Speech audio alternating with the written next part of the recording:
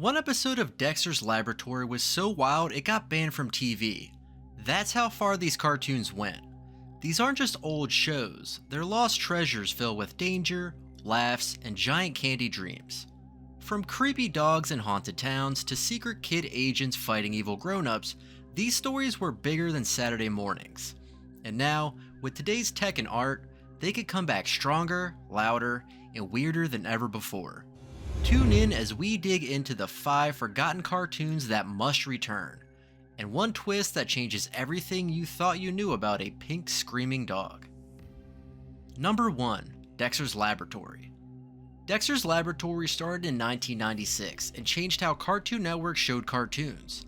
It was about a smart boy named Dexter and his curious, clumsy sister Eddy. They were always fighting in Dexter's huge secret lab. The show was smart because it had funny jokes, cool science ideas, and showed how brothers and sisters act, which everyone can understand.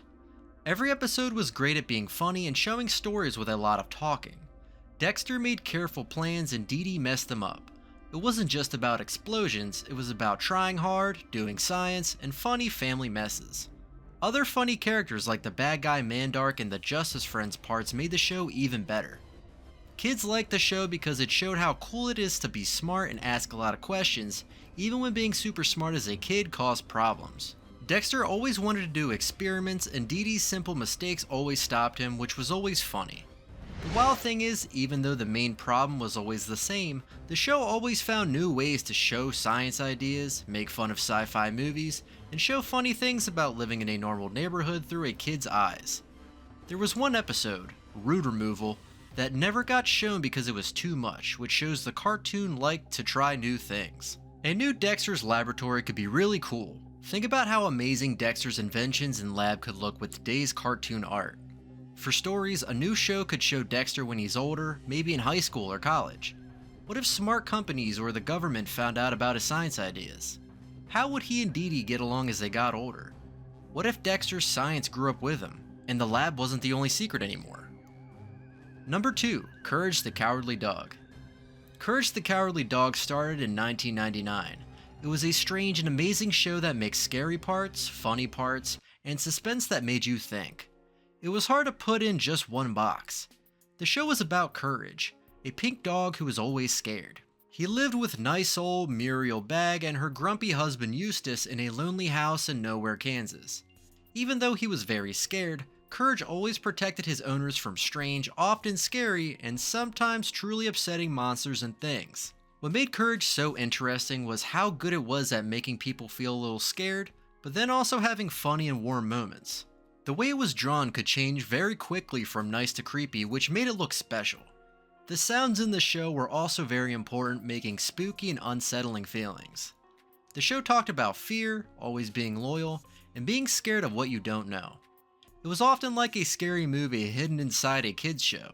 Courage's big reactions, his crazy tries to warn Muriel, and his brave, even if he didn't want to be, actions made him a lovable underdog. And if you think Dexter's World was weird, wait until you step back into nowhere, Kansas. Number 3. Codename Kids Next Door. Codename Kids Next Door, which was on TV from 2002 to 2008, had a really cool and creative idea. A secret group of kids all over the world who fought against mean grown-ups using clever machines made from everyday house stuff. The show was led by the smart planner Number 1 and his loyal team Numbers 2, 3, 4, and 5. It was a fast-paced mix of action, comedy, and spy stories all about what it's like to be a kid. The show was loved by many because of its amazing world. Regular tree houses became huge forts with lots of machines, ice cream trucks turned into strong fighting vehicles, and normal grown-up rules became mean laws. It was a great celebration of being creative, working together, and kids fighting back. It showed a secret war fought with endless imagination and homemade gadgets.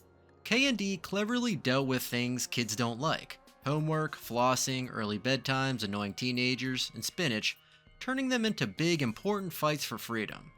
The main story, especially the interesting mystery about leaving the K&D at age 13 and the evil plans of father and the delightful children from down the lane, kept people watching, wanting to know about kids who used to be in K&D, but after facing monsters and mayhem, how do you fight grown-ups with secret weapons? Number 4. Recess. Disney's Recess on TV from 1997 to 2001 gave a fun and smart look at how kids act on the playground during recess. The show followed 6 kids in 4th grade: TJ Detweiler, Vince LaSalle, Ashley Spinelli, Gretchen Grundler, Mikey Bloomberg, and Gus Griswold, as they learned the unspoken rules in different groups on the playground. This playground was like a small town with its own leader, different types of kids, and even times when kids fought back. Recess was smart because it made normal schoolyard activities into big, exciting adventures. Every episode felt like a small study of how people act, watching the tricky politics, long-lasting friendships, and funny fights happening on the playground. The characters, even though they were types of kids, were very deep, showing different parts of being a kid and roles in a group. Their adventures together talked about old ideas like fairness, being yourself, fitting in, how power works, and the good and bad parts of growing up. The jokes came from everyday problems getting bigger in a silly way, and smart comparisons between the playground and the grown-up world. A new Recess would be interesting today. How kids act on the playground could quietly show how kids are today, adding in technology, new ways of acting, and new kinds of games. Everything changed in one moment for kids with phones everywhere. How would screen time change Recess? Would new groups form based on online trends or how good kids are at games? The show could talk about these new problems with the same smart jokes and ideas, keeping its main message about playing with imagination in real life, talking with others. And when battles leave the treehouse, the real politics begin on the blacktop. Number 5. Ed, Edd, and Eddy. Ed, Edd, and Eddy, on TV from 1999 to 2009, was a very funny show about 3 best friends, all named something like Ed. They lived on Peach Creek Street. Ed, Double D, and Eddy were always making big, messy, and funny plans to get money for huge jawbreakers. The show, made by Danny Antonucci, was easy to spot because of its very special, almost strange way of drawing with wiggly lines, weird and different sounds, and non-stop physical, often surprisingly dark jokes. The show stayed popular because of its simple idea that everyone could understand, and the wildly different, but good together, personalities of the Edds. Ed was the not-so-smart, lovable, silly one who said random things and always wanted to eat. Double D was the smart, neat, and worried inventor who tried to make sure the others did the right thing. Eddy was the short, loud, greedy, and tricky leader, always thinking up the next bad plan. Their messy interactions, along with the equally strange people living on Peach Creek, Rolf, Kevin, Naz, Johnny 2x4 and Plank, and the Kanker sisters, made a messy but lovable small world of childhood. The jokes were often just silly physical comedy, but they were deeply about the characters using the Edds' problems and what they wanted. A new Ed, Edd, and Eddy show has a lot of good things going for it. The show's special rubber hose way of drawing, which was new for its time, could look amazing and be made even better with today's tools, making it even more unique. The simple idea of living on a street and always wanting candy means the main idea will always be something people can understand. Should these shows stay legends or get rebooted? Let us know in the comments, like and subscribe for more.